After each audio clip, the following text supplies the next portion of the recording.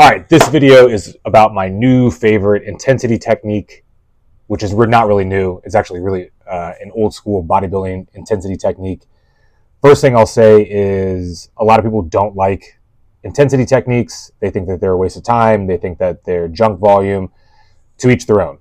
What I would say is try not to worry about the talking heads that are on the internet that are telling you this is optimal, that's not optimal, whatever it might be.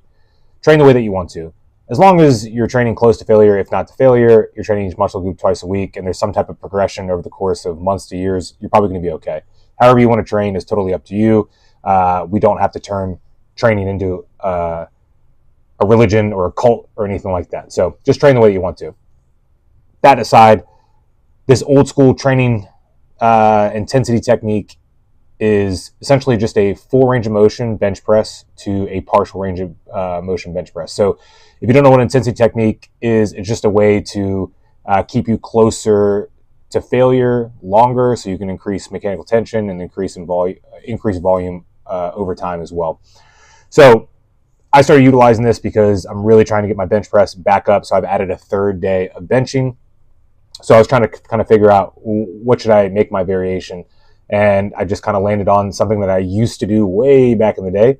And that was this full range of motion bench press to a partial range. So how I set this up is I've just kind of been progressively adding weight. I started a little light and then progressed pretty slow with it. But what I'll do is do, again, full range of motion bench press. I'll pause each rep. And then as the bar speed starts to slow down, I'll then turn it into a partial range of motion out of the bottom. I've seen John Meadows do this in the past. That's probably where I got it from. But I like it because I'm able to get a lot more volume than I normally would if I just did my normal full range of motion paused bench. It just allows me to stay closer to failure longer. I do it the day before my heavy bench press. So my heavy bench press is on a Thursday. I do this on a Wednesday, and I've had no problems with it whatsoever. So, this is always something to be mindful of when you put in new things is, does it affect the other sessions throughout the week? Mine doesn't. But again, there's so many different training intensity techniques that you can use. This is just one of them that I've been using for my bench press, and it's worked out really well. So go ahead and give it a try. Caveat to this is I would do this with a spotter. Don't do it like I'm doing in the video.